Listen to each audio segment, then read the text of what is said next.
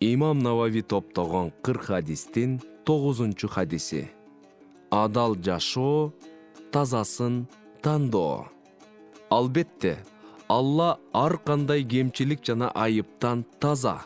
Ошондуктан таза нерселерди гана кабыл алат.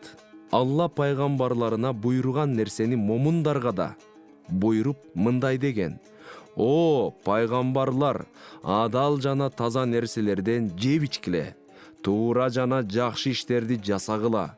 Момундар сүрөсү. Момундарга мындай деп буйруду: О, иман келтиргендер, силерге насип кылган ырыскылардын таза жана адалынан жегиле. Бакара сүрөсү.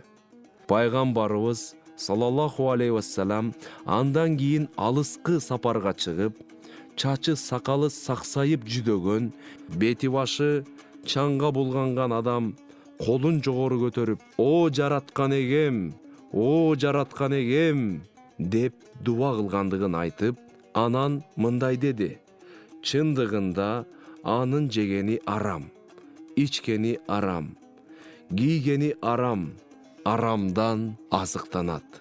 Ушундай адамдын дуасы кантип кабыл болсун.